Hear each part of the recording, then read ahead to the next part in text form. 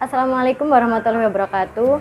Nama saya Koidah Muhtadilah Triputri dengan NIM 20220510006. Di sini saya akan mempresentasikan PowerPoint saya tentang perumusan kebijakan publik mengenai kegiatan pasar malam di Kota Surabaya. Tugas ini sebagai UTS mata kuliah kebijakan publik. Baik, kita langsung menuju ke slide pertama, yaitu tentang analisa masalah. Di sini saya mengangkat masalah tentang pasar malam yang berada di Korem 084 yang berada di Kota Surabaya. Kegiatan pasar malam di sini sangat merisaukan warga dan pengendara yang melewati jalan tersebut. Mengapa? Karena pasar malam yang berada di jalan tersebut sangat menimbulkan kemacetan. Kenapa? Karena pedagang-pedagang letaknya di seberang jalan dan itu sangat menimbulkan penumpukan pengendara yang akan melewati jalan tersebut.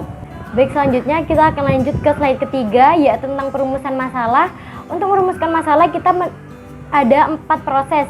Yang pertama yaitu situasi masalah, kita akan menemukan masalah-masalah di sekitar. Yang kedua, kita akan memetakan masalah dengan sebutan meta masalah. Yang ketiga, kita akan menyimpulkan pemetaan masalah dari meta masalah tersebut dengan sebutan masalah substantif. Dan kita akan mengangkat satu masalah menjadi masalah formal, yaitu masalah yang akan diangkat menjadi suatu kebijakan publik. Yang pertama dari situasi masalah, dalam PPT saya ini saya mengangkat situasi masalahnya yaitu pasar malam Korem mengganggu masyarakat. Dan yang kedua untuk meta masalah ada 5 pemetaan masalah. Yang pertama yaitu tempat pedagang di pasar malam Korem mengganggu jalan. Yang kedua, tempat pedagang di pasar malam Korem membuat kemacetan. Yang ketiga, kendaraan pembeli memenuhi jalanan. Yang keempat, pembeli yang antri membuat kemacetan di jalan. Dan yang terakhir, lokasi pasar malam membahayakan karena di sebelah rel kereta api. Lalu untuk masalah substantifnya dari pemetaan masalah saya yaitu yang pertama, pasar malam Korem membuat kemacetan, dan yang kedua, lokasi pasar malam Korem membahayakan pengunjung dan pengendara. Lalu akan diangkat suatu masalah formal yaitu pasar malam Korem mengganggu berfungsinya jalan. Baik, selanjutnya kita akan menuju ke slide alternatif masalah. Untuk masalah ini saya mengangkat 2 alternatif. Yang pertama yaitu pemindahan pedagang ke pasar malam Kodam Brawijaya atau ke pasar malam Masjid Agung. Dan untuk alternatif kedua saya mengambil relokasi wilayah untuk pasar malam Korem berpindah ke tempat bekas Surabaya Karnival. Di sini saya mengangkat 4 kriteria untuk penentuan 2 alternatif tersebut mana yang lebih mumpuni untuk menjadi alternatif masalah ini. Yang pertama dari segi area parkir, menurut saya memberi 2 nilai rendah dan tinggi. Untuk pemindahan ke Masjid Agung atau ke Kodam saya rasa itu rendah dikarenakan di sana kan sudah banyak pedagang, dan jika dipindahkan pedagang dari Korem ke Kodam Brawijaya atau Masjid Agung akan menimbulkan penumpukan kendaraan dari pengunjung, dan pengunjung akan semakin banyak dan tidak akan cukup jika diletakkan di sana. Dan untuk alternatif kedua, jika direlokasi ke tempat bekas Surabaya Karnival, saya rasa itu sangat mumpuni dikarenakan di sana lokasi area parkir sangat luas dan tidak ada pasar malam lainnya, hanya pasar malam itu saja jika memang benar akan direlokasi. Jadi saya rasa dari 2 alternatif tersebut yang lebih unggul yaitu relokasi ke area bekas Surabaya Karnival. Baik, untuk kriteria kedua ditinjau dari segi lokasi.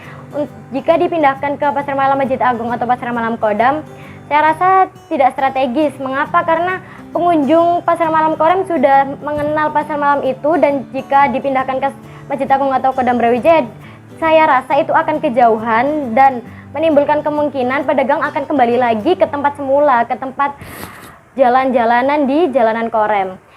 Dan jika menggunakan alternatif kedua yaitu relokasi ke Surabaya Karnival, saya rasa itu sangat strategis dan mumpuni. Mengapa? Karena pengunjung pasar malam Korem kebanyakan dari penduduk sekitar dan tidak kejauhan, dan menurut saya tidak menimbulkan kemungkinan pedagang akan kembali lagi ke tempat semula karena sudah disediakan tempat di bekas lokasi Surabaya Karnival. Untuk kriteria ketiga yaitu ditinjau dari tempat. Jika pedagang dari Korem dipindahkan ke pasar malam Kodam atau ke pasar malam Masjid Agung, saya rasa itu akan menimbulkan penumpukan pedagang karena di sana pasar malamnya sudah aktif dan jika dipindahkan akan menjadi overload. Dan jika dipindahkan ke tempat bekas Surabaya Karnival, di sana kan masih lahan kosong.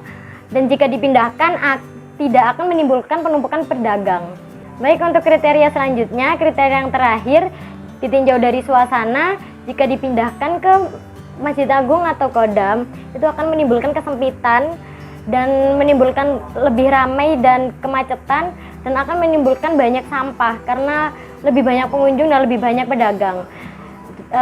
Untuk alternatif kedua, jika direlokasi ke tempat bekas Surabaya Karnival, saya rasa juga akan mengurangi kemacetan karena di sana juga masih lahan kosong dan tidak akan menimbulkan kesempitan karena masih banyak ruang untuk pedagang-pedagang baru bisa masuk ke sana. Jadi dapat saya simpulkan dari dua alternatif tersebut, alternatif yang dapat dijadikan sebagai alternatif kebijakan yaitu melakukan relokasi pasar malam Korem ke tempat bekas Surabaya Karnival. Dikarenakan jika dilihat dari skor, maka alternatif untuk pemindahan ke Masjid Agung atau Kodam hanya mendapat skor 4, dan untuk alternatif relokasi mendapat nilai 8. Jadi alternatif relokasi lebih unggul dan saya rasa itu menjadi alternatif terbaik untuk masalah ini.